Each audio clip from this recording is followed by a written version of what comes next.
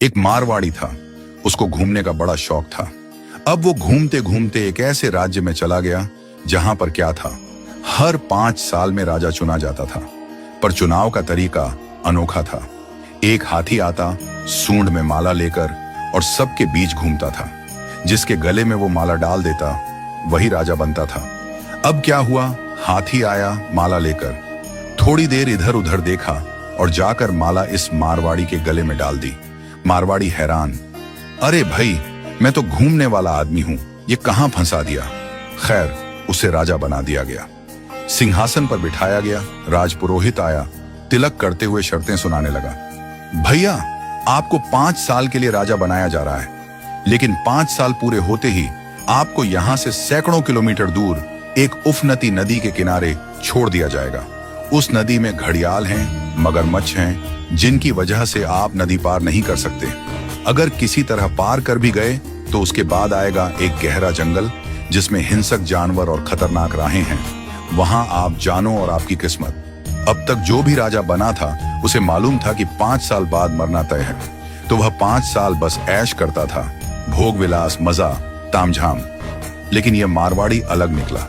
उसने सोचना शुरू किया, अब मुझे 5 साल बाद क्या करना है। राज्य की जो भी आमदनी आती थी उसमें से 51% जनता की भलाई में लगाने लगा, और बचे हुए 49% से उसने अपने आगे की प्लानिंग की।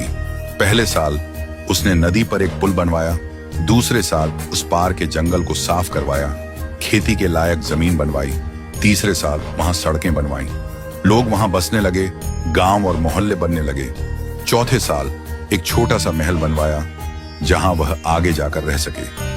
5वें साल अपने जीवन भर का खर्च, जरूरी चीजें, अनाज, सब कुछ वहां स्टोर करवा दिया। अब 5 साल पूरे हो गए। परंपरा के अनुसार लोग उसे ढोल नगाड़ों के साथ विदा करने आए। लोगों की आंखों में आंसू थे। कहने लगे, ऐसा राजा हमने पहले कभी नहीं देखा। वो राजा था मारवाड़ी, शांत मुस्कान के साथ सबको प्रणाम किया और उस पुल पर चढ़ गया जो उसने खुद बनवाया था। लोग अवाक रह गए। हजारों राजा आए गए, मारे गए, लेकिन ये पहला राजा था जो भवसागर को पार कर गया। कथा का संदेश, हम सभी इस धरती पर सीमित समय के लिए आए हैं। ये जीवन 5 सालों की तरह है।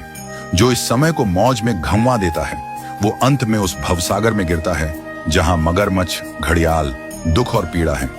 लेकिन जो जीवन का उपयोग अच्छे कर्मों, जनसेवा और प्रार्थना में करता है वो इस जीवन से परे उस पार पहुंच जाता है। तो आज ही से भवसागर पार करने के लिए अपना पुल बनाना शुरू कीजिए, ताकि जब आपका कार्य